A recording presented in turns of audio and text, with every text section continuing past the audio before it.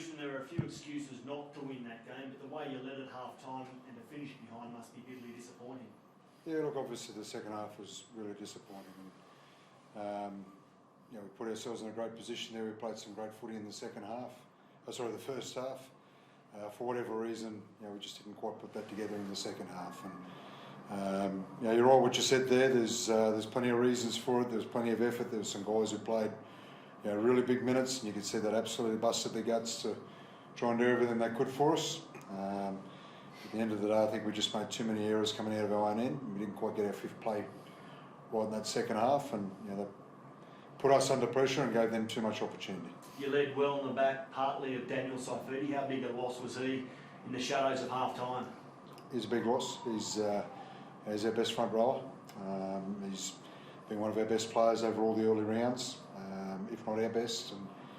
And you can see what sort of impact he was having in that first half. So not having him come back out. It's not just the impact he brings leadership in the middle. He can play big minutes for us. We lose a lot when he's not able to come back out.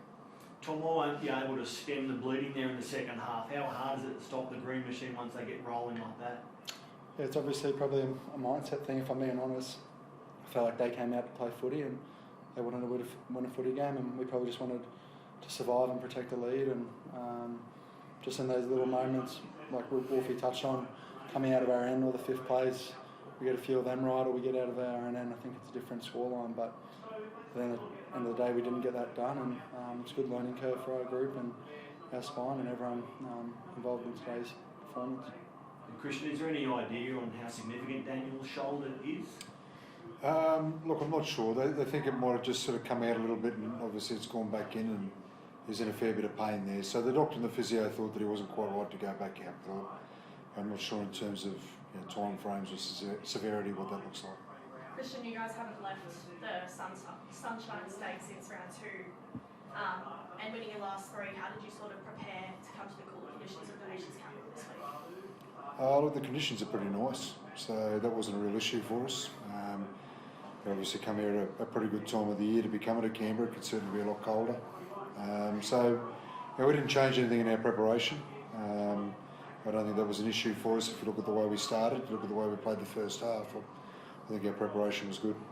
Yeah, well, your left-hand side attack did prove to be a major part of your sort of successes in that first half. Was that sort of an area that you guys identified to, strike at for going against Raiders? Look, we obviously had some things that we thought we could attack at. It wasn't necessarily the left edge. It was just in the system that the Raiders use, and that worked well for us in the first half. We didn't give ourselves much opportunity for that in the second half. And also losing Jeremy Marshall-King for this week was the big one for you guys, considering how crucial that dummy half role is. How do you guys sort of view the performance of both Ray and Sean? I thought Ray overall was outstanding. I couldn't ask for anything more from him. He did the best he could as a hooker. He's not a hooker, he's a back rower. He did the best he could there and did a decent job to start. And he stayed out there for, I think, 70-odd minutes straight and tackled everything that he possibly could. So I couldn't be proud of his performance. And I thought Sean tried really hard as well. Sean's a halfback doing his best out there, and that's the situation we're in. And those two guys certainly weren't the reason that we lost today. And Tom, during a big round of sin bins, firstly, how are you guys as the players sort of adjusting to that stop-start nature of the game, waiting for the bunker to, bring in their call a bit later on? And secondly, are you guys starting to practice with the 12-man squad at training, or?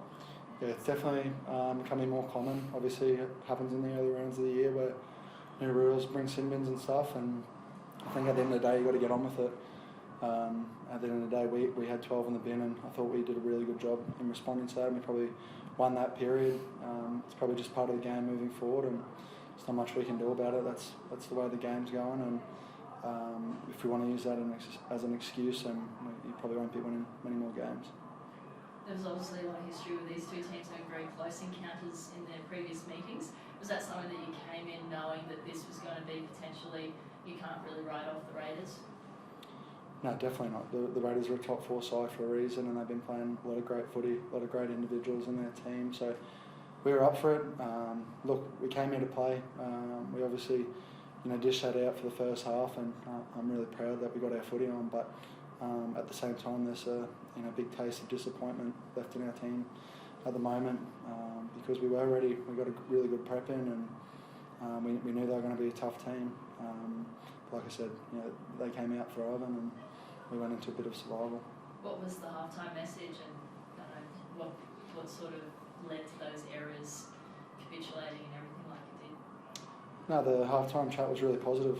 We talked about, I guess, being happy to kick long, get them in cycles and put them in corners, and we didn't get that on, and probably why it affected us. I think it comes down to all of us had a little moment out there that contributed to half line break or not completing a set, and as individuals we just got to reflect on that, put our hands up and own it, and not look to blame each other, stick together, and as a group, find ways to overcome those mistakes and get on worrying about for next week.